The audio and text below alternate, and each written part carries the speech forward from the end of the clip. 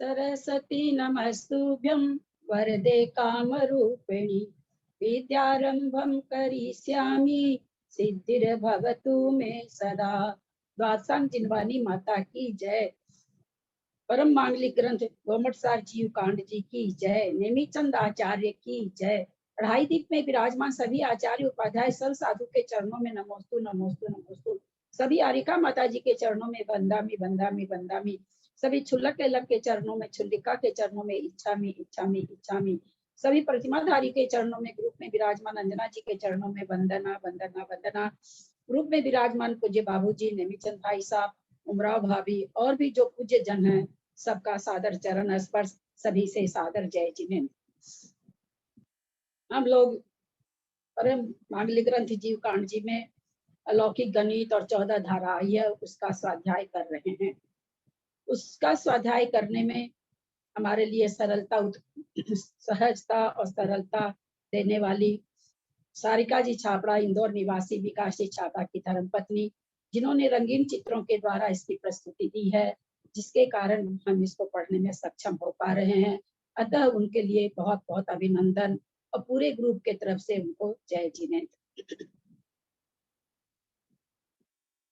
सीतम सुदम पर्णमीय जिनिंद वर्णे चंद्रमकलंकम गुणरयन भूषणुदयम जीवस परुवणम गोचम। हम लोग अलौकिक गणित के बाद 14 धाराएं पढ़ रहे हैं। 14 धाराओं में हम लोग 11 धारा पढ़ चुके हैं। द्विरूप वर्ग धारा हमारी चल रही है, काफी लंबी चलेगी। धाराओं के नाम आप में से कौन बोलेगा? बिना देखे कौन बोलेंगे? शशि जैन, 14 धाराओं का नाम बताइए बिना देखे। म्यूट हो, आप म्यूट हो। सर्वधारा, समधारा, विषम धारा, कृतिक धारा, अकृतिक धारा, घन धारा, घन धारा, घन धारा, घन मात्रक धारा, घन कृत्य धारा, कृत्य मात्रक धारा, घन धारा, घन मात्रक धारा। एक तो भूल गए, फिर से बोल लीजिए, फिर से बोल लीजिए। वो टूट जाता ना तो नहीं बोला जाता है। फिर से बोलिए। समधारा, विषम धारा, घन कृतिक धारा, कृत्रिम मात्रक धारा, घन धारा, घन मात्रक धारा। ऐसे बोलने से तो नहीं होगा। चलिए, किनको याद? हाँ, गड़बड़ हो रहा आपका। चलिए त्रिशला जी, बिना देखे बोले।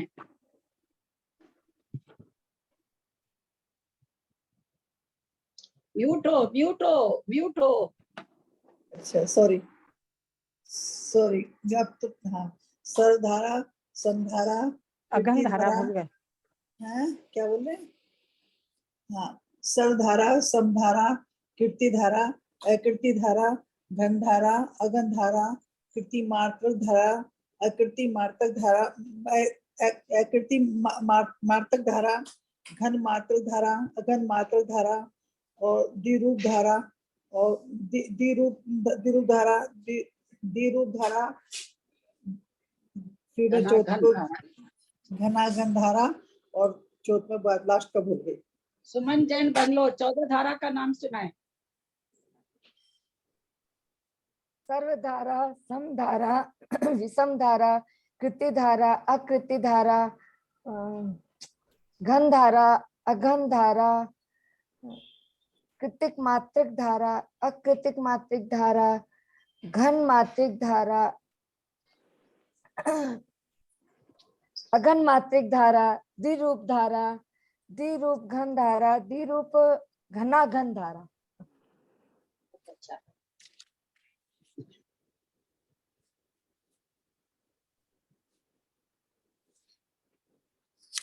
द्विरूप वर्ग धारा में जब हम लोग चल रहे हैं तो 2 दूनी 4 आया, 4 4 16 आया, 16 16 256 आया। सरला जी पाटनी, 256 में 256 तक की संख्या में कौन कौन सी धारा आ जाएगी? 256 तक के अंक में कौन कौन सी धारा आ जाएगी? बता पाऊंगी, 15 दिन से एकदम भी नहीं छुए हैं। कल बता दूंगी जो भी आप पूछेंगे। इसमें तो छूने की जरूरत ही नहीं है, अगर थोड़ा भी सुने हो तो। एक बार दिमाग में ही नहीं है अभी, एकदम 15 दिन से कुछ नहीं छुआ। चलिए निशा जैन बता पाएंगे क्या? 201 से लेके 256 हमने लिखा, 1 2 3 4 5 6 7 8 9 10 11 12 सारी संख्या हमने 1 से 256 तक लिखी। इन संख्याओं में, इन संख्या तक में 256 तक की संख्या में जो अंक आए हैं, संख्या आई है, उसमें कौन कौन सी धारा बन सकती है?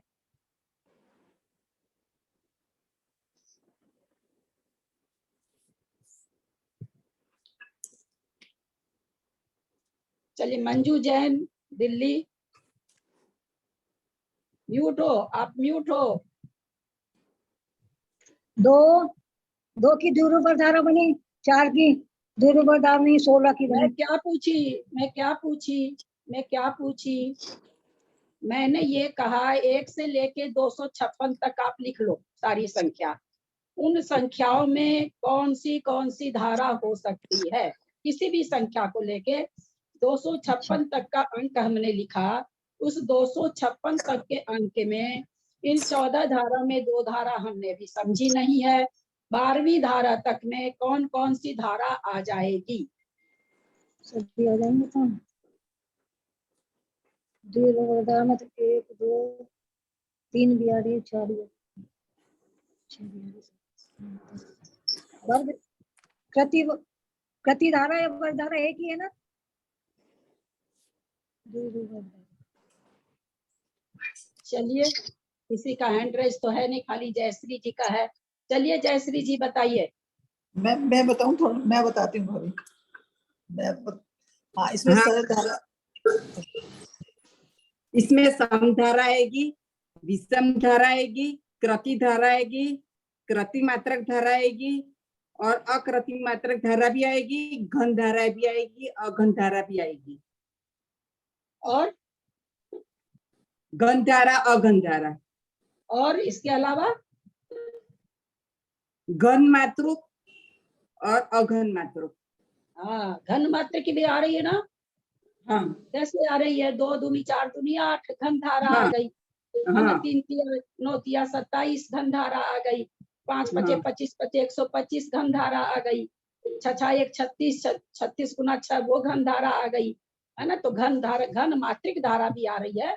घन धारा तो आ ही रही है, घन मात्रिक धारा भी आ रही है और अघन मात्रिक धारा भी आ रही है। और 256 अपने आप में द्विरूप वर्ग धारा है। यानी हम 1 से लेके 256 तक की संख्या को देखें तो उसमें 12 धारा आ रही है। आप लोगों को प्रश्न और उत्तर दोनों समझ में आया कि नहीं?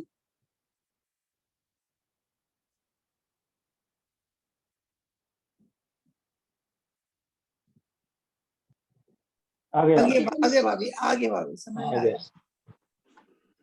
क्यों किसी को नहीं समझ में आया? सब मौन है। आ गया। मेरा प्रश्न ये था, 1 से लेके हम 256 तक की सारी संख्या लिख लें। 1 2 3 4 5 6 7 8 9 10 11 12 13 14 15 सारी लिख लें। फिर हम उसमें देखें कि जो 256 तक की संख्या है उसमें कौन कौन सी धाराएं आ रही है। तो हमने देखा कि भाई 4 है तो सर्वधारा में सब है ही है। समधारा 2 4 6 8 है ही है इसमें। विषम धारा 3 5 7 ये है ही है इसमें। फिर उसके बाद कृति मात्रिक धारा हम देख रहे हैं 4 है ना? 3 तिया 9 है, 4 चौक 16 है, 5 पचे 25 है, यानी कृति 25 16 ये सब भी है इसमें। तो कृति धारा भी हो गई। कृति को उत्पन्न करने वाली 4 5 6 7 ये सारा इसमें कृति मात्रिक धारा भी है। और जो कृति रूप धारा नहीं है, जैसे 8 है 7 है, तो कृति अकृति मात्रिक धारा भी है उसमें। और उनको उत्पन्न करने वाली भी संख्याएं हैं जो 256 से आगे निकल जाती है।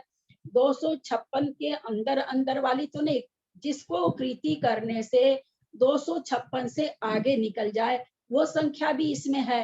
256 की कृति नहीं करनी हमको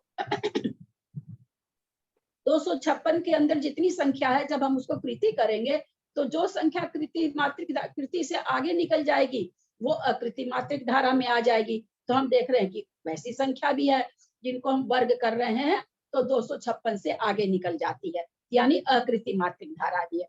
फिर हम देखते हैं कि घन धारा, तो 2 दूनी 4 दूनी 8, 4 चौक 16 चौका 64, 5 पचे 25 पसे 125, ये सारी 256 के अंदर अंदर है, यानी घन धारा भी है।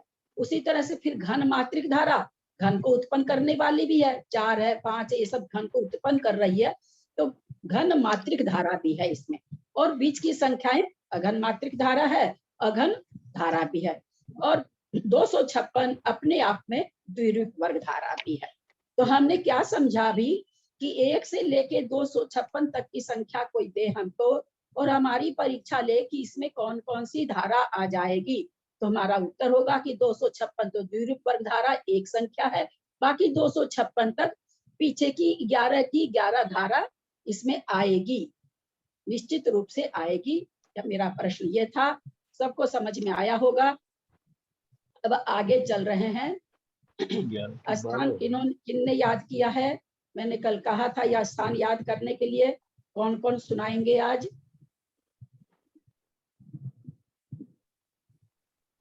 मैं सुना दूं? हाँ सुनाइए। अब पहले 4, फिर 16, फिर 256, फिर 29, फिर बादाल, फिर इकट्ठी के बाद आएगा अब इसका जगन्य परिता संख्यात का वर्गशाला का जगन्य परिसंख्यात की स्थान भी जानना जरूरी है, याद करना जरूरी है। उसी से हमको भाव भासना होगी कि संख्या कितनी बड़ी है। अगर हम स्थान नहीं जानेंगे तो हमको ये भाव भासना नहीं बन पाएगी कि संख्या आगे कितनी बड़ी होती जा रही है। इकट्ठी के तक तो एक एक स्थान जाने पर है, फिर इकट्ठी के बाद जब संख्या स्थान जाने पर हमको इस जगन्य परिसंख्यात का वर्गशाला का मिलेगी, फिर संख्या स्थान जाने पर जगन्य परिसंख्यात का छेद मिलेगा, फिर एक स्थान जाने पर संख्या स्थान जाने पर जगन्य परिसंख्यात का वर्गमूल मिलेगा, फिर एक स्थान जाने पर जगन्य परिसंख्यात मिलेगा, उसके बाद जगन्य परिसंख्यात के छेद स्थान मात्र स्थान जाने पर हमको जगन्य युक्ता संख्यात मिलेगा, और जगन्य युक्ता संख्यात के एक स्थान मात्र जाने पर हमको जगन्य असंख्याता संख्यात मिलेगा। बहुत सुंदर। अभी एक प्रश्न यहाँ पर है, इकट्ठी के बाद में संख्यात स्थान जाने पर यहाँ पर संख्यात कौन सा होगा? संख्यात मध्यम संख्यात होगा। बोलिए मंजू जी। मध्यम संख्या। मध्यम संख्यात स्थान। इससे क्या भाव भासना हो रही है? इससे ये भाव भासना करिए, हमने इकट्ठी का स्क्वायर किया, हाँ इकट्ठी गुना इकट्ठी किया एक बार, फिर जो ध्यान दीजिएगा संख्या को का कुछ आभास मात्र करने की कोशिश करिएगा। इकट्ठी को इकट्ठी से गुणा किए एक स्थान, जो रिजल्ट आया उसको उससे गुणा किए दूसरा स्थान, जो फिर रिजल्ट आया उसको उसी से गुणा किए, क्योंकि हम क्या पढ़ रहे हैं? द्विरूप वर्ग धारा पढ़ रहे हैं। तो द्विरूप वर्ग धारा में वो स्थान कब गुणा तो करे, उससे गुणा तो करे, लेकिन वो संख्या आ ही जाए तो वो नहीं आ रही, द्विरूप वर्ग धारा में वो संख्या नहीं बैठ रही है। फिर उस संख्या को उस संख्या से गुणा करे, वो कोई भी संख्या द्विरूप वर्ग धारा में नहीं बैठी। संख्यात स्थान तक हम करते रहे संख्या, इस संख्या को दिमाग में लाने की कोशिश करिएगा कि कहाँ जाकर के जघन्य परित संख्यात की वर्गशाला का आती है। जघन्य परिसंख्यात बहुत दूर है, इसकी वर्गशाला का यानी उतने स्थान आए हैं, उतने स्थान जाने पर वो संख्या आएगी। वो संख्या कब आएगी, किसके गुना करके आएगी, वो बात अभी नहीं आई है। बात क्या आ रही है कि कितने के बाद में वो संख्या आएगी। फिर कहते हैं कि फिर संख्यात स्थान चले जाइए, उसके बाद जाते जाते जघन्य परित संख्यात के छेद आएंगे। पहले वाला असंख्यात छोटा है, मध्यम असंख्यात दोनों, लेकिन फिर भी पहले इसके पहले वाला छोटा, वो छेद वाले स्थान से कम में ही वर्ग शलाका आ जाएगी।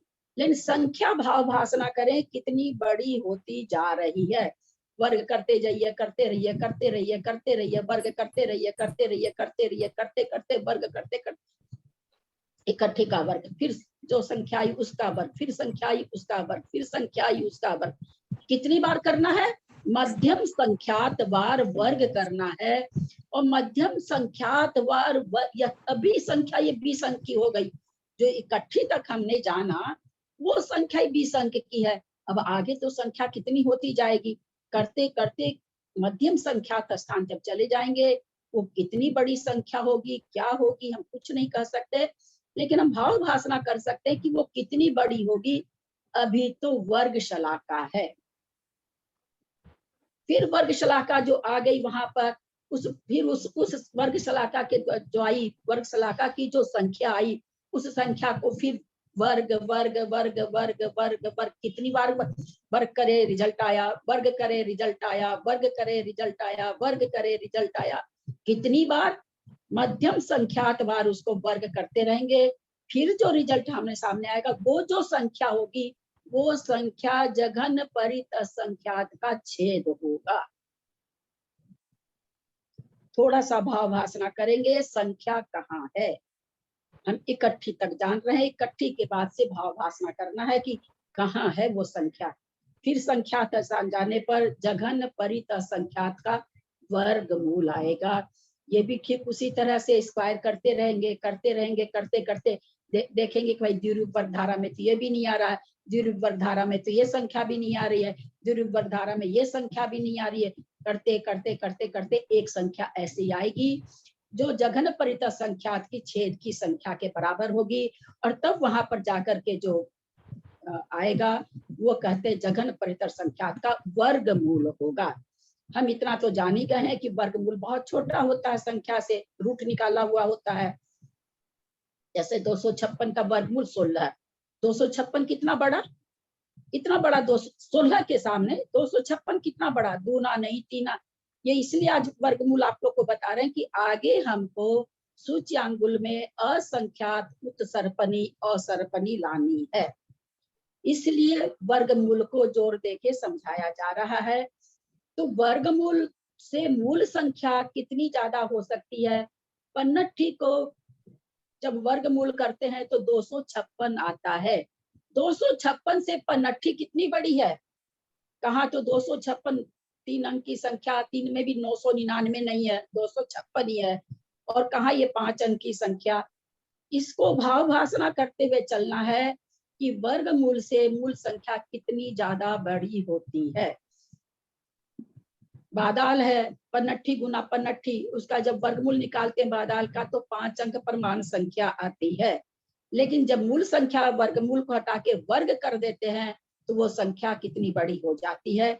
ये यहाँ पर हमको भाव भाषणा बनाते हुए चलना है कि जो स्क्वायर करके जो संख्या आती है, जैसे हमने कहा 5 फीट, तो 5 फीट एक सीधी लाइन हो गई जो 5 फीट के बराबर है, और हमने कह दिया 5 वर्ग फीट है, 5 ही, लेकिन हमने क्या लगा दिया उसके पहले वर्ग फीट। अब वो कितना बड़ा स्थान हो जाएगा, कितना बड़ा स्थान हो जाएगा? 5 फीट का तो एक लाइन है, और 5 वर्ग बोलते ही कितना बड़ा स्थान हो जाएगा? 25 वर्ग फीट हो जाएगा। एक रूम, जैसे 5 फीट का एक रूम रहे, एक रूम हो जाएगा लंब। तो अब सोचिए आप कि 5 फीट में जितने प्रदेश आ रहे हैं 25 फीट में कितने प्रदेश आएंगे। बढ़ा एक स्थान है ना, बढ़ा वर्ग किए हैं, केवल स्क्वायर किए हैं, स्क्वायर करने का मतलब एक स्थान बढ़ना। एक स्थान बढ़ने में ही चीज देखिए कितनी ज्यादा विशाल हो जाती है। एक लाइन थी आपके पास में और एक बड़ा सा कमरा हो गया 25 वर्ग फुट बोलते ही। अब जो आकाश के प्रदेश 5 फुट में आ रहे हैं, 25 वर्ग फुट में कितने आकाश के प्रदेश आ जाएंगे? भाव भाषणा करिए कि एक सीधी लाइन 5 फीट की थी, उसमें एक एक बिंदी हमने लगाई, वो बिंदी की काउंटिंग और 25 वर्ग फीट की काउंटिंग कितनी होगी। ये बिल्कुल भाव भाषणा करके रखेंगे तो हम आगे समझ पाएंगे पल्य, अधा पल्य वगैरह, सूच्यांगुल, प्रतरांगुल कैसे भी थोड़ा सा स्क्वायर होते ही कैसे चीजें बढ़ जाती है। जोड़ने से चीज नहीं बढ़ती है, स्क्वायर करने से चीज दूनी नहीं होती है, कई गुना हो जाती। जैसे हमने देखा 5 का स्क्वायर किया तो सीधे 25 हो गया, 6 नहीं हुआ, 7 नहीं हुआ, 8 नहीं हुआ, कितनी बढ़ गई, एकदम सीधे 25 बढ़ गई। तो स्क्वायर किसी संख्या का स्क्वायर करना, उस संख्या को अभी जैसे हम देख रहे हैं यहाँ तो पनट्ठी गुना पनट्ठी है, लेकिन हम किसी चीज का जब स्क्वायर करते हैं, 16 का स्क्वायर करते हैं, केवल स्क्वायर करते हैं तो 16 गुना 16 256 हो जाता है। तो हम ये चीज भाव भाषणा कर 16 को 16 से गुना करेंगे तब तो बहुत हो जाएगा। 16 स्क्वायर कर 256 ही होगा ना, 16 6 16 6 96 16 25 हाँ वही होगा। हाँ 256 ही होगा। नहीं होगा। तो हम यहाँ पर ये देख पा रहे हैं कि स्क्वायर करने से चीजें कितनी बड़ी हो जाती है, ये हमें दिमाग में बना के चलना है। अब आगे वो जघन्य परित संख्यात का वर्गमूल, एक स्थान जाने पर जघन्य परित संख्या। बोलने में ये चौथी पंक्ति में आ गया, लेकिन समझने के लिए हम लोग समझे, इकट्ठी का स्क्वायर किया, वो संख्या आई, उसका स्क्वायर किया, वो संख्या आई। इस तरह से हमने मध्यम संख्यातवार संख्याओं को गुणित करते रहे, गुना करते रहे, बहुत बार। कितनी बार किए, मध्यम संख्यात बार जब हम गुना किए हैं तब जो संख्या आई है वो द्विरूप वर्ग धारा में आएगी। यहाँ क्या समझा रहे हैं आचार्य की, द्विरूप वर्ग धारा में कौन कौन सी संख्या आती है वो समझा रहे हैं। जघन्य परित वो, और फिर उसमें देखा जा रहा है कि जघन्य परित संख्यात की वो वर्ग शलाका है। तो आचार्य ने कहा जब संख्यात स्थान जाओगे तो जो हम जघन्य परित संख्यात कुंड विधान से निकाल के लाए हैं उसकी जो वर्ग शलाका है वो द्विरूप वर्ग धारा में आएगी। सारे स्थान चले गए, कितने स्थान चले गए, मध्यम संख्यात स्थान चले गए। इकट्ठी और वर्ग शलाका के बीच में कितने स्थान चले गए, मध्यम संख्यात स्थान चले गए। तब द्विरूप वर्ग धारा की एक संख्या आई है जो कि जघन्य परित संख्यात की वर्ग शलाका है। समझ में आ रहा है ना, मैं बहुत धीरे भी बोलने की कोशिश कर रही हूँ, जहां नहीं समझ में आए फिर से प्रश्न कर लेंगे। जघन्य परित संख्यात की वर्ग शलाका द्विरूप वर्ग धारा में आ रही है। फिर कहते हैं मध्यम संख्या का स्थान वाला पे स्क्वायर करते रहो, करते करते एक जगह ऐसी आएगी जो संख्या द्विरूप वर्ग धारा में भी बैठेगी, लेकिन वो संख्या क्या होगी, तो कहते हैं जघन्य परित संख्यात का ये अर्धछेद होंगे। फिर उसी तरह संख्यात बार हम स्क्वायर करते रहेंगे, करते एक संख्या जो आएगी जो द्विरूप वर्ग धारा में होगी वह जघन्य परित संख्यात का वर्गमूल होगा। फिर वर्गमूल से एक स्थान आगे जाने पर जघन्य परित संख्यात आ जाएगा। जघन्य परित संख्यात द्विरूप वर्ग धारा में आएगा। अब उसके बाद अगला स्थान कौन सा आएगा, तो जघन्य परित संख्यात के बाद हमने अलौकिक गणित में जघन्य युक्ता संख्यात निकाला था। इसके बीच की संख्या हम नहीं निकाले थे, फिर स्वतः ही निकलती है किसी प्रोसेस के द्वारा। जघन्य परित संख्यात के बाद जघन्य युक्त असंख्यात निकलती है। हम लोगों ने पढ़ा था कि जघन संख्याएं ही निकालते हैं प्रोसेस के द्वारा। फिर ये संख्या आ गई तो उसमें एक माइनस कर दिया, ये एक अलग प्रोसेस हो गया। इसका जो प्रोसेस है तो कहते जघन युक्त संख्यात कब आ रहा है, संख्यात स्थान जाने पर। यहाँ पर इन्होंने संख्यात स्थान का एक ये दे दिया कि कितना, तो कहते हैं जघन्य परित संख्यात के छेद मात्र स्थान जाने पर जघन युक्ता संख्यात स्थान है।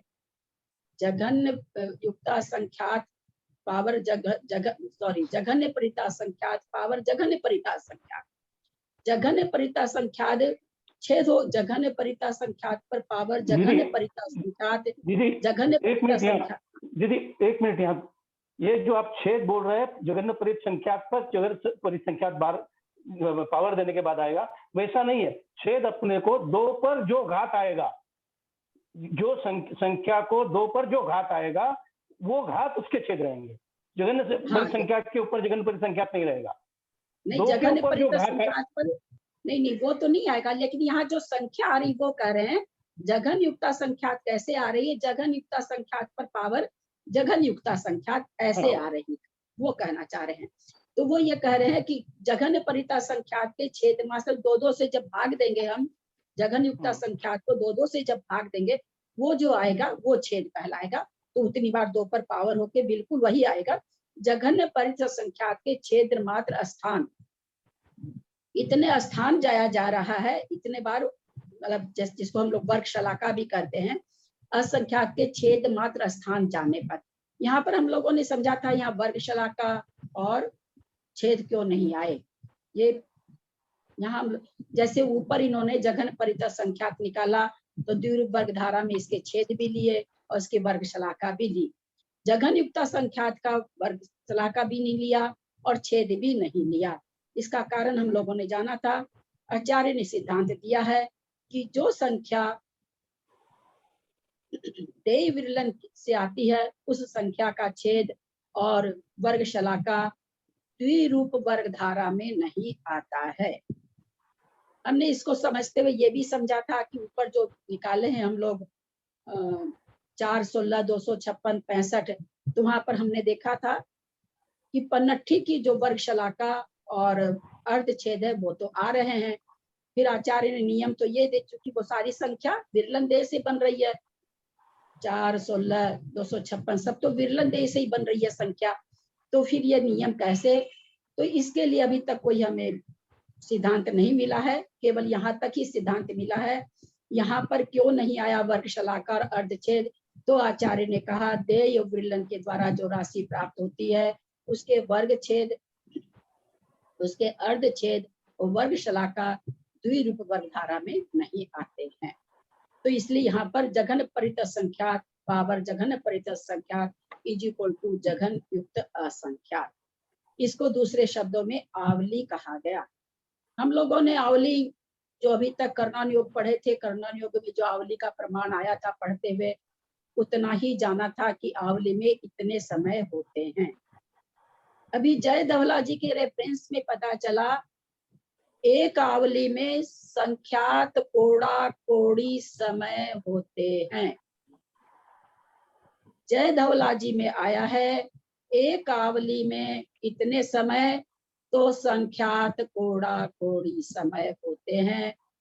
जय धवला जी में आया है, मेरे हाथ में हम छू नहीं सकते कि हम खोज के बताएं। विद्वान के प्रवचन से ही जो सारिका जी छाबड़ा जी ने 14 धारा पढ़ाई है, उन्हीं के वीडियो में सुन के हम आपको ये बात बोल रहे हैं। वैसे मैंने महाराज श्री को लिख के भेज रखा है कि आप देख के बताएं क्या ये सही है कि एक आवली में संख्यात कोड़ा कोड़ी समय होते हैं। अगर जवाब आया, क्यों महाराज लोग भी बहुत बिजी रहते हैं और किसी चीज को खोजने के लिए बहुत पेज पलटने पड़ते हैं, 2, 4, 6 घंटा समय चाहिए, उतना समय उनके पास कभी होगा। अपने को जवाब आएगा तो हम फिर से अपन इस पर चर्चा करेंगे। अभी तो चूंकि जिनके कक्षा के द्वारा हम लोग समझ रहे हैं तो उनकी बात को ही हम लोग रख के चलेंगे यहाँ पर कि एक आवली में असंख्यात नहीं संख्यात कोड़ा कोड़ी समय होते हैं। हम लोगों ने इसको क्या समझा था कि एक आवली में असंख्यात समय होते हैं। हम लोग यही अभी तक करते आ रहे थे ना, लेकिन वहां पर असंख्यात तो नहीं लिखा हुआ, संख्यात कोड़ा कोड़ी लिखा हुआ है। तो इसमें विरोधाभास नहीं हो सकता है, क्योंकि संख्यात कोड़ा कोड़ी में अगर +1 कर दिए तो हो सकता है असंख्यात हो जाए। अब वो कौन सा संख्यात कोड़ा कोड़ी है, इतना तो आचार्य किताबों में इसमें रहता नहीं है। संख्यात का नाम संख्यात, असंख्यात का नाम असंख्यात। तो ये एक चीज हम लोग यहाँ पर यह भी जान ले कि आवली में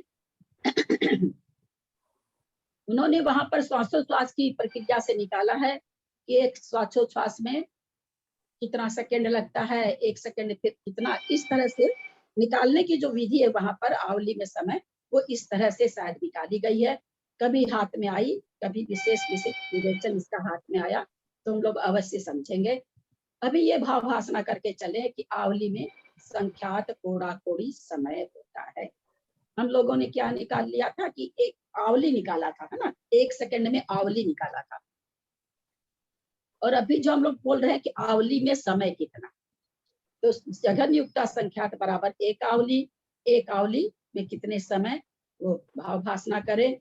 वैसे अपने लोग तो असंख्यात ही करते आ रहे हैं, पर अभी जो विवेचन मिला है वो हम आप लोगों के सामने रखे हैं। वो कितना सही है कितना नहीं सही है मैं कह नहीं सकती। अब कहते हैं एक स्थान जाने पर एक स्थान जाने पर यहाँ पर युक्ता संख्यात का कोई स्क्वायर किया तो प्रतर आवली आई, यानी आवली गुना आवली। जैसे फुट गुना फुट वर्ग फुट, गज गुना गज वर्ग गज, मीटर गुना मीटर वर्ग मीटर, उसी तरह से आवली गुना आवली। यहाँ पर एक प्रश्न आप लोगों से, आवली में पहले कर चुके हैं, आगे का प्रश्न करने के लिए ये प्रश्न किया जा रहा है। आवली में कितने वर्ष, कितने महीना अथवा कितनी उत्सर्पणी अवसर्पणी आ जाएगी।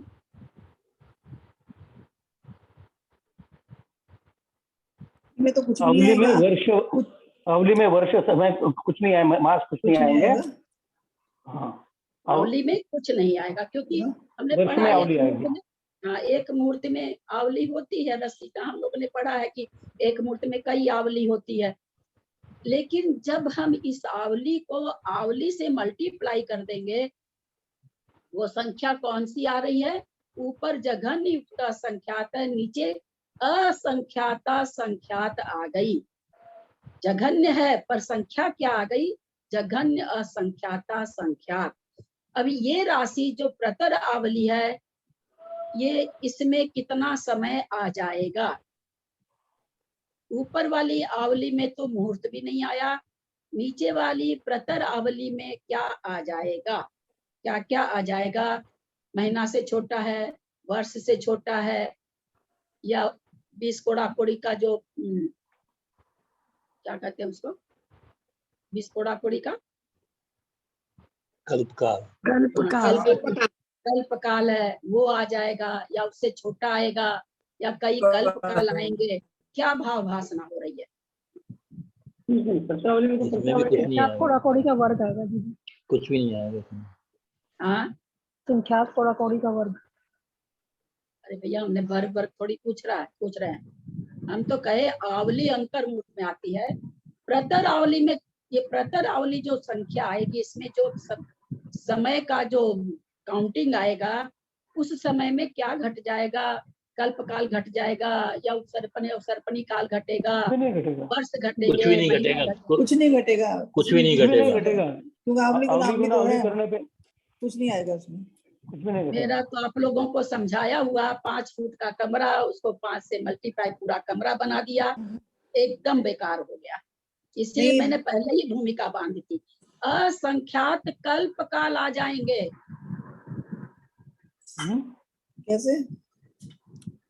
कैसे तो अब असंख्यात का हम कुछ कर नहीं सकते, इसलिए मोटी भाषा में समझाए कि 5 फुट से 25 वर्ग फुट कितना बड़ा है। 5 फुट से 25 वर्ग फुट, आप यहाँ कहेंगे 5 गुना बड़ा है, ठीक है, यहाँ कितना बड़ा है, असंख्यात बड़ा है। जघन्य युक्ता संख्यात से जघन्य असंख्याता संख्यात असंख्यात बड़ा है। लेकिन भाभी आवली तो बहुत छोटी होती है ना, तो आवली असंख्यात आवली हो गई ना। असंख्यात आवली में असंख्यात समय थे, यहाँ आवली कितनी हो गई, असंख्यात आवली। और कहाँ से चल रहे हैं, परित जघन्य असंख्यात से हम लोग चल रहे हैं। कितना बड़ा ये असंख्यात है, इस प्रतर आवली में असंख्यात संख्यात भी नहीं, असंख्यात कल्पकाल घट जाएंगे। यही तो वर्ग का बहुत बड़ा महत्व हो जाता है। जोड़ना घटाना बहुत छोटी संख्या है, वर्ग करते ही वो संख्या, क्योंकि असंख्यात से असंख्यात को मल्टीप्लाई कर रहे हैं। किसको किससे कर रहे हैं हम, संख्या को संख्या से।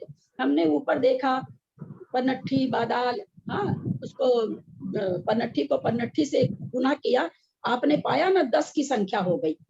एक बादाल से बादाल को आपने गुना किया, 20 अंक की संख्या हो गई। ये तो हमारी भाव भाषणा की थी। अब इसके बाद सोचिए ना, स्थान जाए जा रहे हैं, बार बार वर्ग करते जा रहे हैं, कितनी बार? तो कहा मध्यम संख्यात बार। अब सोच के देखिए ना वो संख्या कहाँ जा रही है। ऐसे करते करते आवली आई। अब आवली को ये क्या कर रहे हैं, आवली को आवली से, असंख्यात को असंख्यात से मल्टीप्लाई कर रहे हैं। ऊपर तो सब चीज संख्यात में चल रही थी, अब यहाँ पर चीजें असंख्यात पर आ गई। तो इसको जहां आवली अंतर्मूर्त के अंदर है, वहां प्रतर आवली में असंख्यात कल्प काल आ जाएंगे। ये संख्या बहुत बड़ी है ना, अपने उसको पकड़ नहीं पा रहे। हम ऊपर की संख्या से भावभाषा करें कि पन्नठी का स्क्वायर किए तो कितना आ गया, बादाल का किए तो कितना आ गया, कितनी संख्या कितनी बढ़ती। तो सारी संख्या स्क्वायर करते करते आ रही है ना। ये कोई भी संख्या जोड़ से और घटाव से गुना से नहीं आ रही, स्क्वायर रूप में, हम ऊपर से ही स्क्वायर रूप में चलते आ रहे हैं। ये संख्या बहुत बड़ी। तो आवली को जब हम आवली से मल्टीप्लाई करेंगे, असंख्यात को असंख्यात से मल्टीप्लाई करेंगे, तो इसमें इतने समय हो जाएंगे जो जिस समय में असंख्यात कल्प काल घट जाएंगे, अनंत नहीं घटेंगे। पहले तो हम लोग को जब भाव वासना नहीं थी, हर चीज में हम लोग अनंत लगा देते थे, अनंत काल अनंत काल अनंत काल नहीं थी, बस बोलते जाते थे। लेकिन एक स्थान जाने पर, स्थान एक गए हैं, स्थान कैसा गए हैं, आवली को आवली से मल्टीप्लाई किए हैं। जो आवली अंतर्मूर्त भी नहीं है, उसी आवली से आवली को गुना करने पर जो प्रतर आवली आती है वो कितनी बड़ी है। क्योंकि इसका बड़ापन जब हम दिमाग में रखेंगे तो आगे हमको समझ में आएगा कि पल्ले जो हम लोगों ने पढ़ा, दूसरा स्थान को तीसरा गुण स्थान, चौथा गुण स्थान, पांचवा गुण स्थान, चारों में जीवों की संख्या हमने क्या पढ़ी थी? इन 4 गुण स्थानों में जीवों की संख्या क्या पढ़ी थी? पल्ले का असंख्यात्वा भाग। पल्ले का असंख्यात्वा भाग।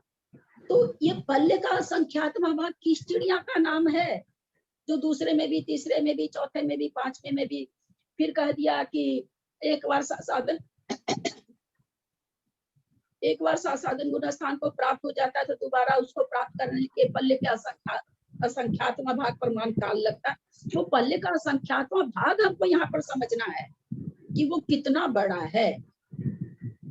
बोलने में बहुत छोटा है।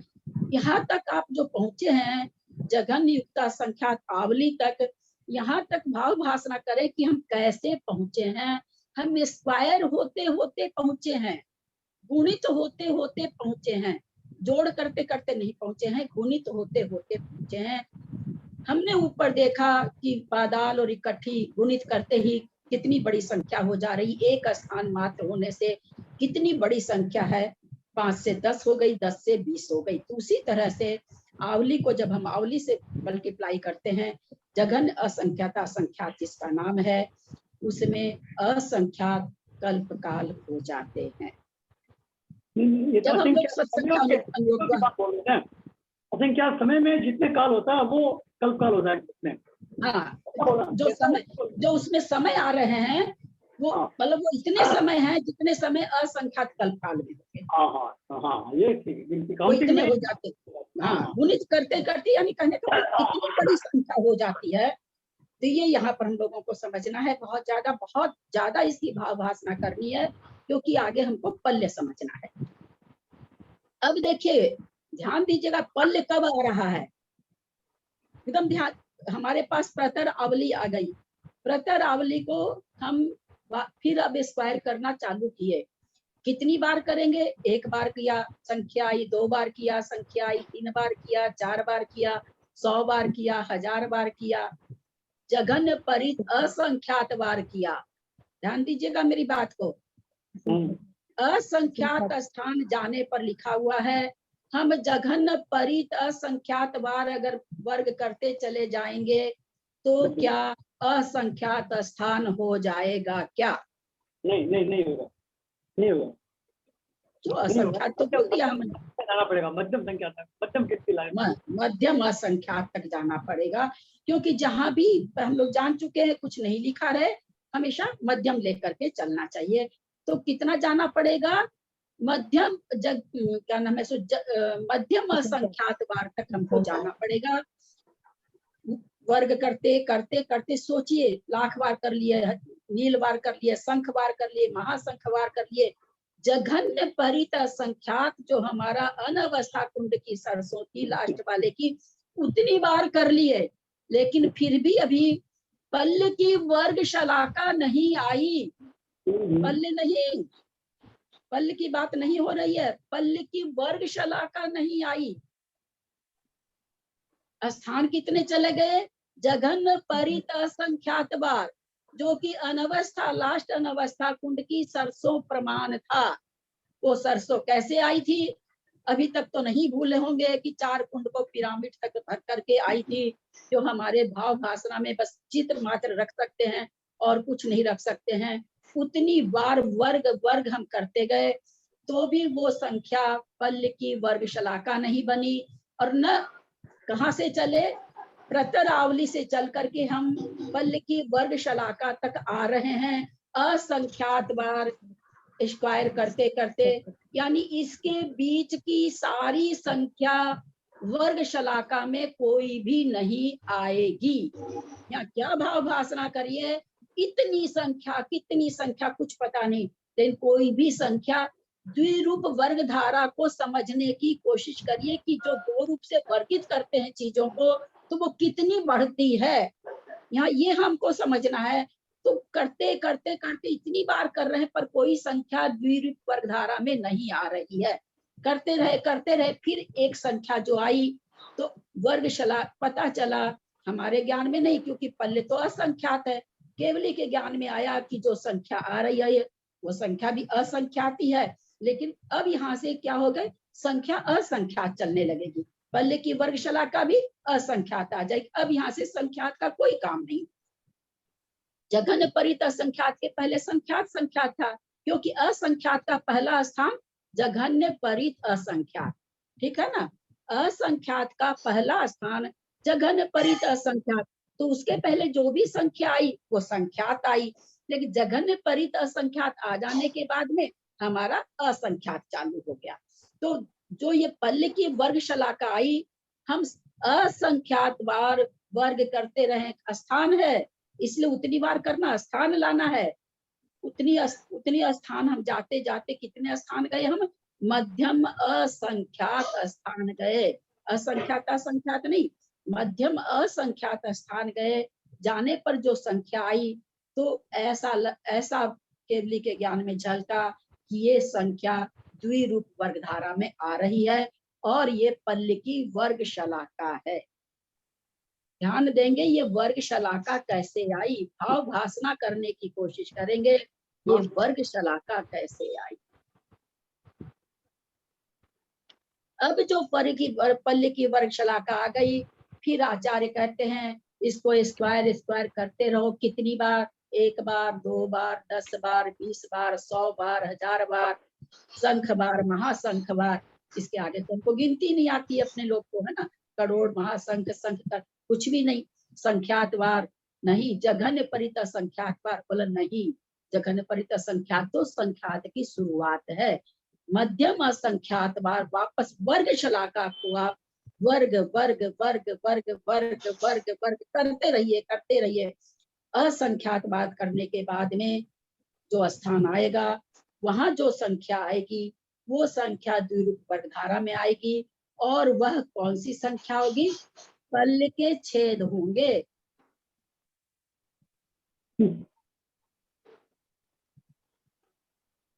पल्ले बहुत दूर है, खाली पल्ले को समझिए कि पल्ले है क्या। हम लोग हर बात में कह देते हैं 1 पल्ले की आयु है, सागर की होती तो मजा आता। 2 पल्ले की आयु है, सागर की होती तो मजा आता। हाँ, आप देखिए पल्ले की आयु कितनी बड़ी है। और 1 पल्ले, अभी तो 1 पल्ले नहीं आया। पल्ले मतलब 1 पल्ले, पल्ले मतलब असंख्यात पल्ले नहीं आने वाला है। पल्ले, उस 1 पल्ले की आयु का समय देखिए कितना बड़ा है।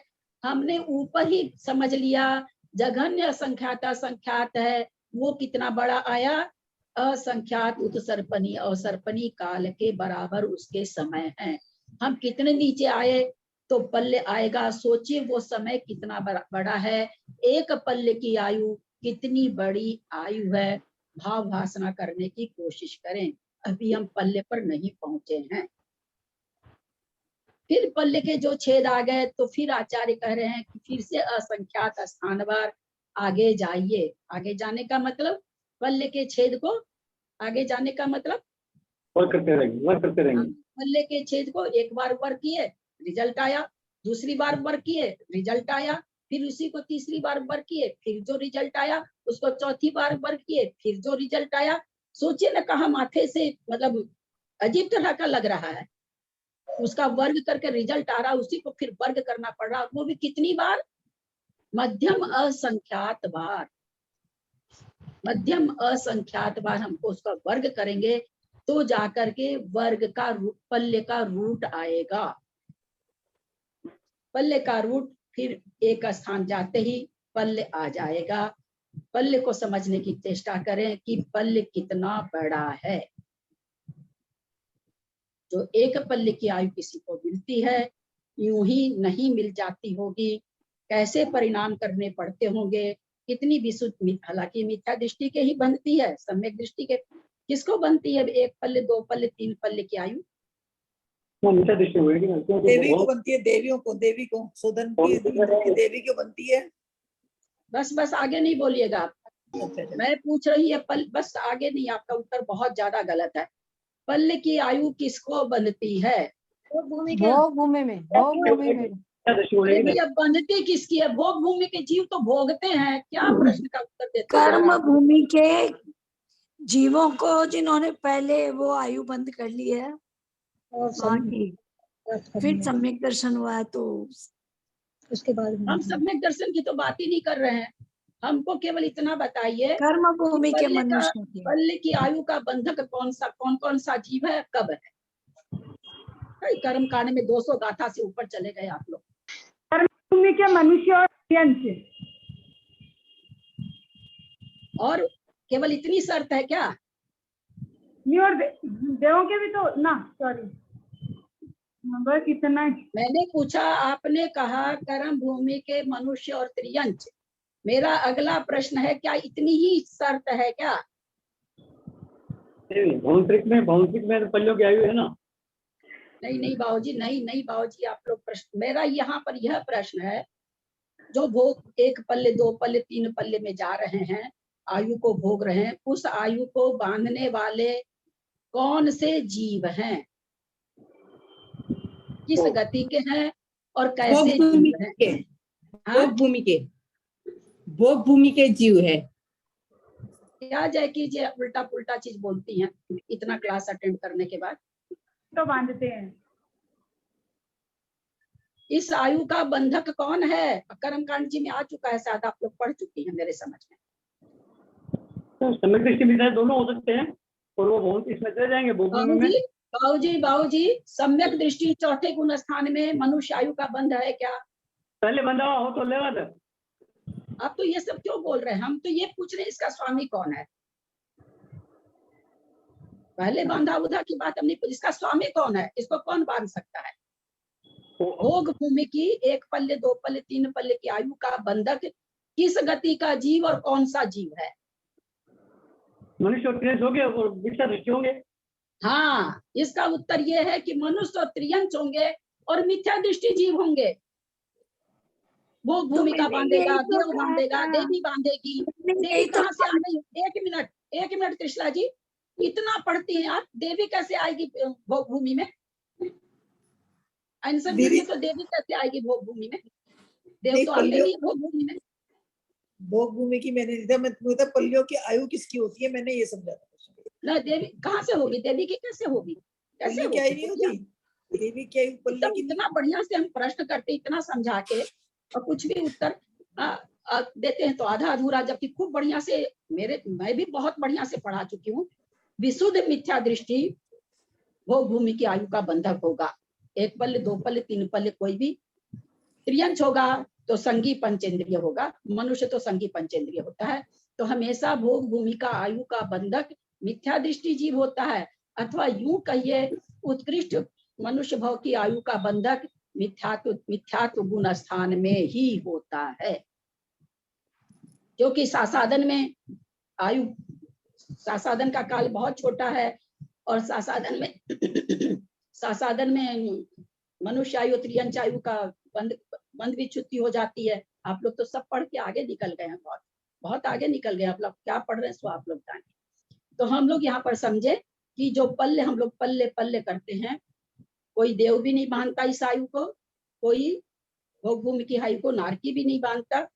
मनुष्य और त्रियंच बांध सकते हैं, वो भी मिथ्या दृष्टि मनुष्य और त्रियंच।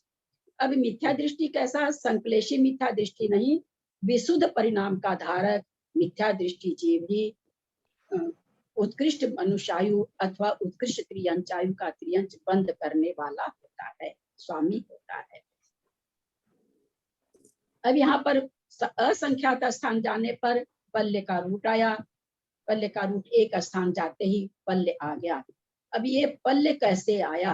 अब पल्ले कैसे करके आया है हमने देखा, बहुत अच्छे से देखा कैसे कैसे असंख्यात स्थान जाते जाते जाते जाते पल्ले आया है। अब इसके बाद ध्यान देंगे, मेरे प्रश्न पर भी ध्यान देंगे। अब यहाँ पर हम ये पूछना चाह रहे हैं आप लोगों से, पल्ले अभी समझा रहे हैं उसके बाद पूछेंगे। पल्ले से हमको सूच्यांगुल में जाना है। हमने जब लौकिक गणित पढ़ा था तो उस समय हमने जाना था कि अंगुल 3 प्रकार का होता है, व्यवहार अंगुल, प्रमाण अंगुल, आत्मा अंगुल।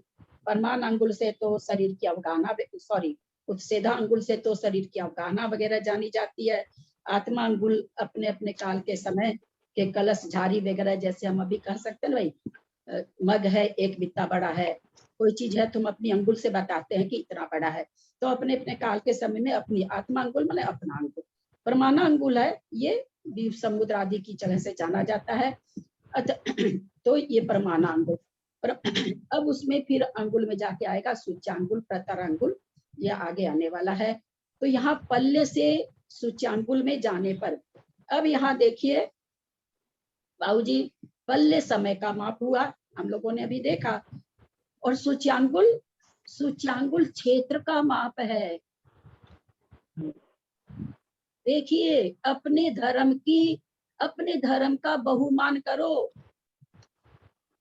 कहा तो काल का माप बता रहे थे, काल के माप से सूच्यांगुल में आ गए, क्षेत्र का माप बता रहे हैं। अद्भुत गणित, समय से क्षेत्र बता देना। तो पल्ले से अब कह रहे हैं कि आप कितना दूर जाएंगे, फिर असंख्यात स्थान जाना है। अब आप सोचिए, जैसे हमने 2 का स्क्वायर किया तो 4 आया, और नट्ठी का स्क्वायर किया तो बादाल आया। अब हमको ये बताइए पल्ले का जब हम स्क्वायर करते जाएंगे तो क्या आएगा? भाव भाषणा बनाने की कोशिश करिएगा सूच्यांगुल समझने के लिए। सत्संख्यान योग द्वार में हमेशा बताया जाता रहा कि पौन इंच को सूच्यांगुल कहते हैं, और उसमें असंख्यात उत्सर्पणी और सरपणी के काल बीत जाएं उतना बड़ा होता है। वो कैसे उतना बड़ा होता है वहां नहीं समझे थे, यहाँ समझें। पल्ले कितना बड़ा है उसको हम स्क्वायर करते जा रहे हैं, करते जब कितनी बार कर, पल्ले कितना बड़ा हमने समझा, कितना बड़ा। अब जितनी बड़ी संख्या को हम स्क्वायर करेंगे रिजल्ट उसका उतना ही ज्यादा बड़ा आता है। 2 को स्क्वायर किया तो मात्र 4 आया, 4 को स्क्वायर किया तो 16 आया, 16 को स्क्वायर किया तो 256, 256 को स्क्वायर किया। संख्या जब बड़ी हो रही है तो उसका रिजल्ट देखें कैसे बढ़ते जा रहा। पन्नठी का करे तो बादाल, बादाल का करे तो इकट्ठी, यहाँ तक हम जान रहे हैं। तो यहाँ ये भाव भाषणा करिए कि हम किसका स्क्वायर कर रहे हैं, पल्ले का स्क्वायर कर रहे हैं, और वो भी रिजल्ट आता जा रहा है। तो कितनी बार करा रहे हैं? आचार्य कहते हैं असंख्यात स्थान जाओ, यानी असंख्यात बार करो। वो भी असंख्यात कौन सा? मध्यम असंख्यात, जघन्य परित असंख्यात नहीं। इतने स्थान जाने पर सूच्यांगुल आ रहा है। यहाँ अब एक प्रश्न है कि सागर किसे कहते हैं? जिसमें 10 कोड़ा कोड़ी पल्ले होते हैं, 10 कोड़ा कोड़ी पल्लों का सागर याद होगा सबको। अब यहाँ ये बताएं कि पल्ले में तो जो सागर संख्या है, जो सागर है, वो यहाँ कहाँ आएगा? पल्ले और सूच्यांगुल के बीच में आएगा, पल्ले के ऊपर आएगा, सूच्यांगुल के नीचे आएगा। सागर कहाँ आएगा?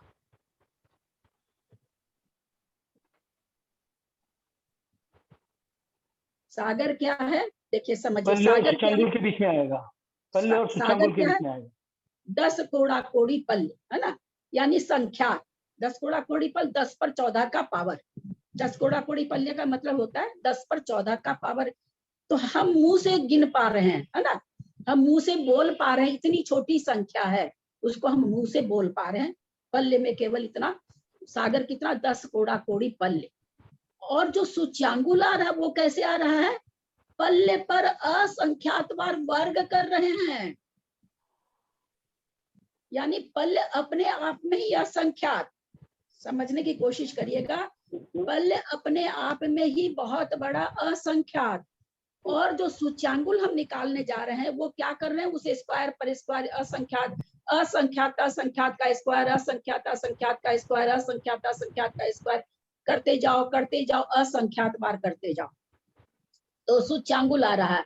सागर कहाँ आ रहा है? 10 कोड़ा कोड़ी पल्लियों का एक सागर। स्क्वायर नहीं हुआ, एक स्क्वायर, खाली एक पल्ले, असंख्यात स्थान छोड़ो आप, पल्ले स्क्वायर पल्ले भी नहीं हुआ, क्योंकि वो वर्ग पल हो जाता है। ये तो साधारण पल्ले में है, 10 कोड़ा कोड़ी पल्ले, यानी पल्ले के बहुत पास में सागर आएगा। जैसे 1-1 रुपया मिलाए तो 100 रुपया हो गया, 100 ठो मिलाए तो 1 सैकड़ा रुपया हो गया। उसी तरह से पल्ले में पल्ले जोड़ते गए, कहीं गुना नहीं है, पल्ले में पल्ले जोड़ते जोड़ते एक बार संख्या जोड़ते जोड़ते क्या आ गई? 10 कोड़ा कोड़ी आ गई, तो भैया ये एक सागर हो गया। भाव भाषणा करने की कोशिश करेंगे, 10 कोड़ा कोड़ी हम पल्ले पल्ले पल्ले पल्ले पल्ले पल्ले पल्ले पल्ले पल्ले पल्ले लिखते चले जाइए, कहीं ना कहीं जाके आप 10 कोड़ा कोड़ी पल्ले लिख लेंगे, जोड़ लेंगे। लेकिन पल्ले को पल्ले से मल्टीप्लाई करना, असंख्याता संख्यात को असंख्याता संख्यात से मल्टीप्लाई करना, सोच के देखिए वो कहाँ आएगा। यानी पहले स्क्वायर में भी नहीं आ रहा वो, पहले स्क्वायर में भी आ रहा है, पहले स्क्वायर से पहले ही आ जाएगा। सागर पहले स्क्वायर में भी नहीं आ रहा। 20 कोड़ा कोड़ी 20 कोड़ा कोड़ी सागर का एक, बार बार भूल रहे हैं आज हम, कल्पकाल। कितने कल्पकाल? असंख्यात कल्पकाल। पल्ले से सूच्यांगुल आने में असंख्यात कल्पकाल। भाव भाषणा हो पा रही है कि नहीं? बहुत, मैं इसको आप लोगों को जो परोस रही हूँ बाबूजी, मैं इस पर इतना होमवर्क कर रही हूँ, 2-2 3-3 घंटा, क्यों मेरे पहले अंदर खुद के तो भाव भाषणा हो, तब तो मैं दूसरे को कराऊंगी। मैं इस पर 3-3 4-4 घंटा कर रही हूँ बाबूजी, हालांकि लिख के कुछ नहीं कर रही हूँ, लेकिन बार बार इसको मतलब घोटती रहती हूँ दिमाग में, कैसे आ रहा है, कैसे हो रहा है, क्या हो रहा है। तो क्या अद्भुत चीज है। सोचिए कि सूच्यांगुल हम लोग क्या बोलते थे? सूच्यांगुल पौन इंच है, सूच्यांगुल पौन इंच के लगभग होता है। कितना आसान पौन इंच हम लोगों के लिए बोलने के लिए। और आज देखिए क्या निकला उस सूच्यांगुल में? असंख्यात कल्पकाल। सागर तो कहीं रह गया बेचारा, वो तो पहले बार में रह गया। कितना पल्ले को असंख्यात बार square square square square square square करते करते असंख्यात, मध्यम असंख्यात बार स्क्वायर करते जा रहे। हम ये कहना चाह रहे हैं कि जितनी बड़ी संख्या का आप स्क्वायर करोगे उसका रिजल्ट उतना ही बड़ा आता जाएगा ना। हमको यहाँ पर ये क्यों समझे हम बड़ा? क्योंकि हमने इकट्ठी पन्नट्ठी में देखा कि जिस संख्या को हम स्क्वायर कर रहे हैं उससे बहुत बड़ी संख्या स्क्वायर करके आती जा रही, एक बार स्क्वायर करने पर। यहाँ पर पल्ले को हमने स्क्वायर किया, पल्ले अपने आप में कितना बड़ा, फिर उसका स्क्वायर, जैसे ही पल्ले का हमने स्क्वायर कर लिया, अब वो पल्ले नहीं रह गया, अब वो वर्ग पल्ले हो गया। जैसे फुट का वर्ग फुट हो जाता है, वैसे वो पल्ले गुना पल्ले, तो पल्ले मतलब गुणित हो गया। और सागर गुणित नहीं है। सागर में ये नहीं कहा गया कि इतना 10 पर पावर 14, बस 10 को आप 14 बार लिख लो, जितना आता है उतना पल्ले होगा। वहां पर ऐसा नहीं है कि पल्ले को स्क्वायर कर दो, पल्ले को स्क्वायर नहीं किया जा रहा है। 10 की संख्या को 14 बार मल्टीप्लाई कर लो, वो 10 कोड़ा कोड़ी पल्ले हो गया। ये पकड़ में कुछ आई कि नहीं बात? थोड़ी बहुत समझ में आई कि नहीं? हाँ तो समझ में आ रही है, पूरा डिसीजन नहीं हो पाएगा, समझ में आ रही है। भाव भासना हो पा रही कि नहीं, कि जो बोला जा रहा है वो सच में ऐसा। संख्या हमारे पकड़ में नहीं आनी है, कुछ भी नहीं आना है हमको, तो केवल समझना है कि हाँ ऐसा होता होगा ऐसा। तो भाव भासना करनी है, दिमाग में बैठे कि नहीं बैठे, दिमाग में बैठने की तो चीज ही नहीं है, लेकिन हम इसको जान पाए। तो यहाँ पर किसी को कुछ नहीं समझ में आ रहा तो आज तो लगता है समय हो गया है। हाँ, आज तो 10:50 हो गया, हम लोग इसको फिर लेंगे। बहुत कठिन चीज है, बचा पाना बहुत मुश्किल है। बहुत ज्यादा कठिन। हाँ बहुत ज्यादा, इतनी भाव भासना भी मन में रखना, सोचना करना बहुत मुश्किल काम है। तभी तो हम लोग क्या शास्त्र पढ़ते हैं। हाँ, जीवकांत जी बहुत लोग कई बार पढ़ भी लिए होंगे। पल्ले सुचान बोल, इतना इजी बोल जाते हैं कि कुछ नहीं लगता है, कुछ भी नहीं लगता है। बोलने में, आज बोलने में इसको कुछ पढ़ नहीं के होता। लगा कि पल्ले की आयु क्या होती होगी, ऐसी होती होगी। इसको पढ़ के समझ में आया। इसके पहले ऐसे नहीं लगता था कि पल्ले की आयु थी, बोल लेते 2 पल्ले की आयु, 3 पल्ले की आयु, 1 खिलौना, 2 खिलौना, 3 खिलौना, बस इतना ही मात्र होता था। लेकिन देखिए यहाँ पल्ले जब समझ में आया तो समझ में आया कि पल्ले की आयु भी जिसको अगर मिलती है तो उस आयु को बांधने के लिए कितने विशुद्ध परिणाम होते होंगे, और वो भी मिथ्या दृष्टि के। ये आप देख के यहाँ पर ये भाव वासना व्यक्त करें, किसी मिथ्या दृष्टि के परिणाम कितने भद्र हो सकते हैं। और वो मिथ्या दृष्टि जैन नहीं है, उसमें जैन मत लगा दीजिएगा। वो मिथ्या दृष्टि एक भीख मांगता हुआ भिखारी भी हो सकता है। कहीं उस मिथ्या दृष्टि को पहचान कुछ नहीं बताई आचार्यों ने। जिसका वैसा परिणाम हो जाए वही आयु बांध ले। वो जैन बांधेगा ऐसा नहीं है, कोई भी जीव बांधेगा। अनंत अनंत जीव हैं संसार में। ऐसे परिणाम आए, मिथ्यात्व गुण स्थान में है, आयु का कर्ष पड़ गया, लेश्या अच्छी पड़ गई, मध्यम लेश्या के परिणाम पड़ गए, और वो उसकी आयु बांध सकता है। जो हम ये थोड़ा सा मन में गर्व होता है ना, हम तो जैन हैं, हमारे यहाँ हम तो हिंसा नहीं करते हैं, हम तो झूठ साच नहीं, छल कपट नहीं करते हैं। कोई काम, कोई जरूरी नहीं कि आपको ये आयु बंधे।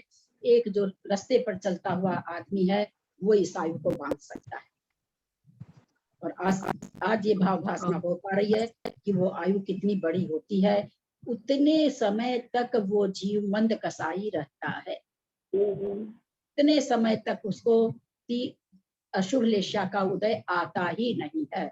सोच के देखिए कि कितना भोग भूमि में जाने वाले जीव की जो विशेषताएं हैं, वो सोच के देखिए कि उतने समय तक हम लोग कितनी बार उस पल्ले की आयु में गए, पर आज तक हम लोग का उतनी मंद लेश्या होने पर भी, मंद कसाय होने पर भी आज तक हमारा परिणाम ऐसा नहीं हुआ जो कि सम्यक दर्शन करा दे अथवा संसार का परिभ्रमण 4.5 परावर्तन कम करा दे। किसी का हो भी रखा होगा, ऐसा कुछ नहीं है, पर मतलब जिसको कहे ना सामान्य से कथन यही चलेगा कि ज्यादा जीव वैसे ही हैं। तो हम लोग सब चीज कर चुके हैं पर अभी तक उस चीज को नहीं प्राप्त कर पाए हैं। क्योंकि ये अलौकिक गणित हम लोगों को इसलिए समझना है, ये 5 परावर्तन करते हुए हम लोगों ने क्या क्या प्राप्त कर लिया, कैसे कैसे प्राप्त कर लिए, फिर भी हम नहीं सुधर पाए। हमारी कहाँ भूल चल रही है। खास करके अलौकिक गणित को पढ़ के हमें अपनी ही भाव वासना दीदी कल है ना थोड़ा सा ये सूच्यांगुल इक्वल टू पौन इंच है, ये तो आगम का शब्द तो है नहीं, इसका मतलब ये तो लौकिक में अपने बोल दिए, इसका मतलब तो ये हुआ। सूच्यांगुल का जो वहाँ दिया हुआ है ना शास्त्रों में, जो सूच्यांगुल का नाप दिया हुआ है तो उसको पौन इंच के बराबर पड़ता है। जैसे है ना उसमें ये आया ना 8 जौ बराबर 1 सूच्यांगुल। 8 जौ को आप रख के देखिए, वहाँ 8 जौ आया है, वहाँ इंच नहीं आया है। तो 8 जौ हम जब रख करके नापते हैं ना तो पौन इंच होता है। लेकिन यहाँ तो सब दीदी असंख्यात असंख्यात माने एकदम असंख्यात का न कोई माने शुरुआत है न कोई अंत है। ये तो असंख्यात से इंच को फिर कैसे बैठाया जा सकता है? इंच को नहीं बैठाया जा रहा है।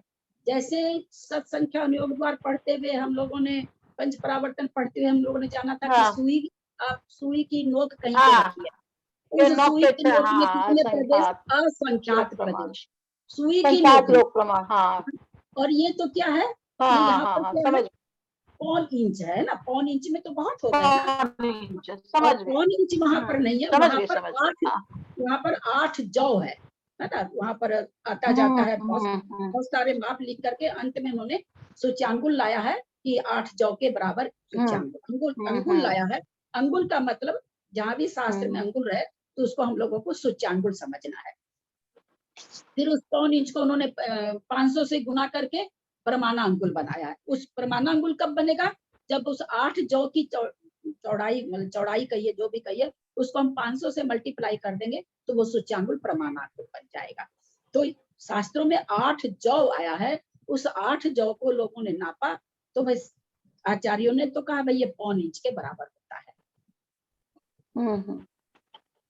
ठीक है दीदी। दीदी प्रकरणावली में कितने कल्पकाल बताए थे, संख्यात या असंख्यात? असंख्यात, असंख्यात। तो इसमें भी असंख्यात ही? हाँ भाई सब तो चीज सूच्यांगुल, हो गई। तो ऐसा सूच्यांगुल क्यों में भी बोला? असंख्यात ही आएंगे? हाँ सूच्यांगुल में भी असंख्यात ही आएंगे? हाँ दीदी ने तो अभी असंख्यात बतलाया है। अभी हमने असंख्यात को यहाँ, अब देखिए जो भाई साहब का प्रश्न उसका मैं उत्तर दे रही हूँ। जघन्य परित असंख्यात कहाँ से चालू हुआ? जघन्य परित असंख्यात। और देखिए कितनी चीज चल गए, आवली, प्रतर आवली, पल्ले की वर्ग सलाका, पल्ले के छेद, पल्ले का मूल, पल्ले, सूच्यांगुल, प्रतर, सब ये सब असंख्यात के भेद हैं। हाँ सब असंख्यात, असंख्यात असंख्यात असंख्यात के भेद हैं। तो कहाँ कहाँ पकड़े उसको, कौन सा असंख्यात? बहुत बड़ा पेट है इसका, है ना, बहुत बहुत बड़ा है। मतलब एक यहाँ ये कहा आचार्यों ने, पल्ले को असंख्यात बार भाग दे दो। पल्ले में जो संख्या है, जितनी संख्या पल्ले में आ रही है, उस असंख्यात को, असंख्यात वर्ष का एक पल्ले हम लोग जान चुके हैं, उस असंख्यात वर्ष को आप असंख्यात बार भाग दे दो, फिर भी भागफल असंख्यात आएगा। जैसे हमने वर्ग वर्ग वर्ग वर्ग किया, गुणित गुणित गुणित गुणित किया और सब असंख्यात, ऐसे समझे क्यों आएगा?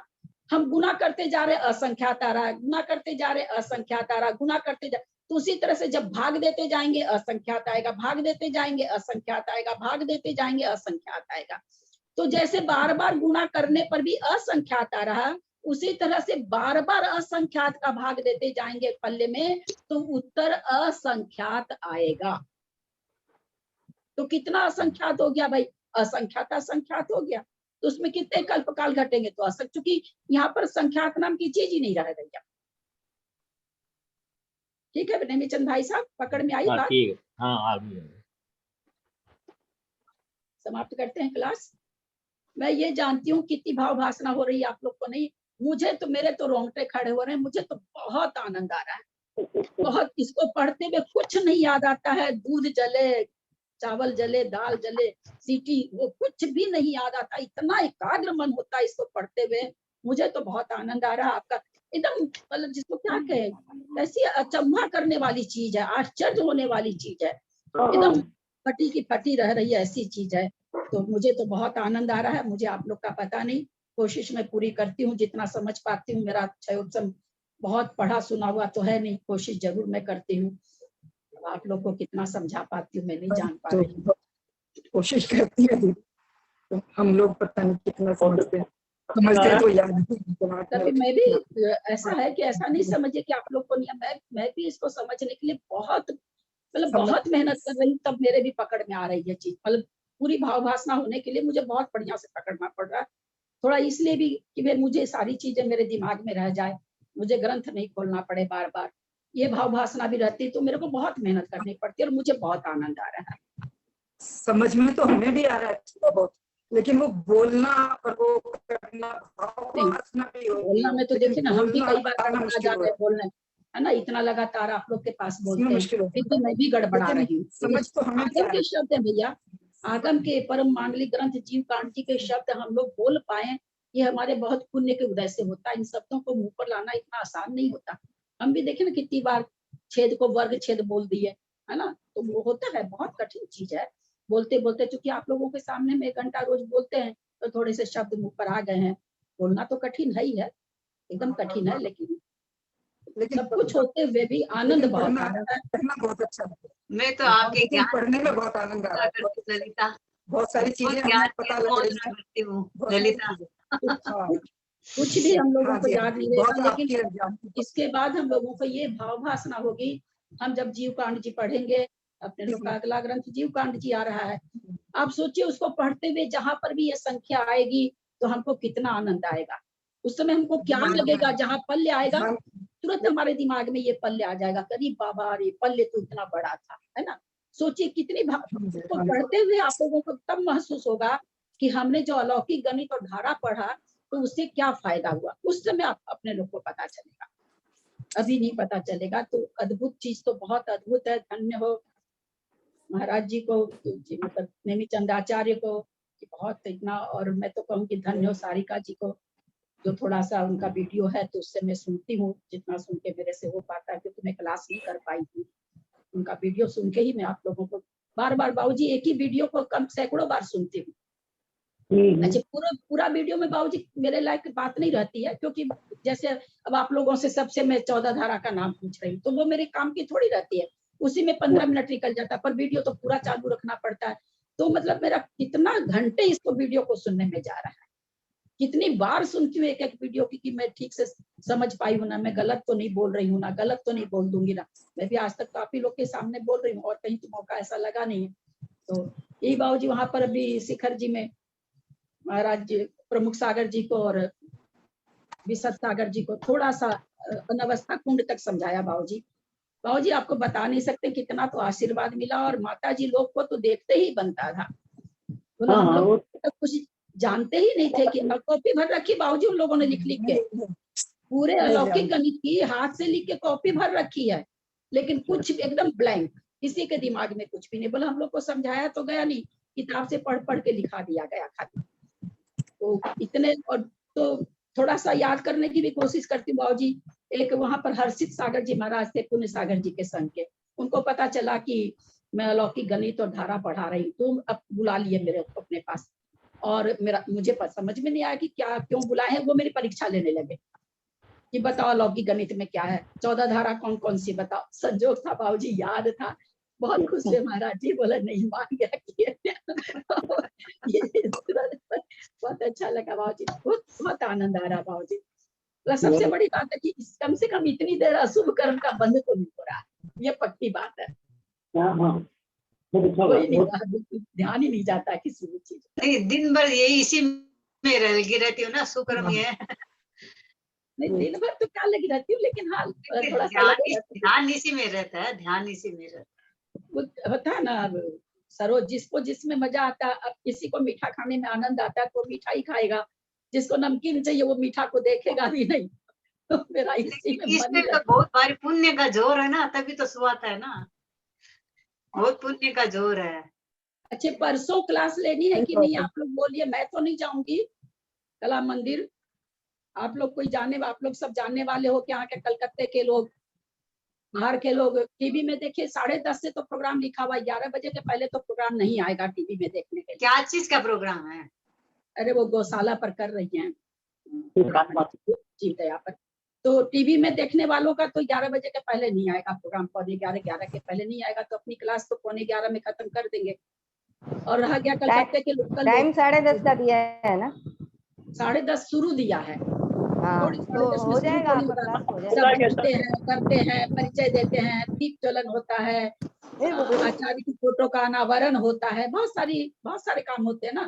तो जो मेन मुद्दे की चीजें 11 बजे के पहले नहीं चाहिए। तो बाहर के लोग तो सब आ ही जाएंगे, कलकत्ते के लोग भाई, जिनको कलकत्ते के लोग जो कला मंदिर में जाएंगे तो वो तो हो सकता नहीं अटेंड कर पाए, क्योंकि कला मंदिर जाने के लिए आप लोगों को 10 बजे तो जाना ही पड़ेगा। मैं तो नहीं जाऊंगी, मेरे को तो देखना वो तो करना, आपने क्लास हो तो करना। हाँ दीदी, मैं हम लोग क्लास करेंगे दीदी, मैं तो करूंगी क्लास, मैं भी नहीं जाऊंगी। आप बाबूजी क्या बोल रहे हैं? नहीं, क्लास करनी है अपने को, आने वाला जाएगा। हाँ ठीक है, जिसको देखना हो 11:15 से 11:15 में खत्म हो जाए, टीवी में देख लीजिए। बाबूजी टीवी में ज्यादा अच्छा लगता है, वो कला मंदिर में पीछे बैठ जाओ, कुछ दिखता ही नहीं है, कुछ भी नहीं समझ में आता है। टीवी में ज्यादा अच्छा लगता है, तो मैं तो नहीं जाऊंगी। मेरे को कई बार लोग पूछ भी दिए, हीरामणि जी का भी फोन आ गया। मैं वैसे भी नहीं जाती, क्लास नहीं रहती तो भी नहीं जाती। 4-5 घंटा बर्बाद करने के लिए समय नहीं है मेरे पास। 4-5 घंटा बैठ दीदी के जिनवानी स्तुति छूट गई अपनी आज के। अभी करे कहाँ तो जिनवानी अभी तो अपनी जिनवानी चल रही है। मात्रा पदवाक्यहीनं मया प्रमादादि किंचनोक्तम तन्मे क्षमित्वा विदधातु देवी सरस्वती केवल बोध लब्धि बोधि समाधि परिणाम शुद्धि स्वात्मोपलब्धि शिव सौख्य सिद्धि चिंतामणिं चिंतित वस्तुदाने त्वं वन्दमानस्य ममास्तु देवी। जवानी के ज्ञान पे सुखे लोकालोक सोबानी मस्तक चढ़ो सदा दे तुम हो। ए जिनवानी भारती तो जब दिन रहे जो तेरा सरना गहे सो पावे सुख चैन। ये भजू अरहंत को गुरु से हो निर्ग्रंथ दया धर्म पालू सदा यही मोक्ष का पंथ 9 बार नमोकार।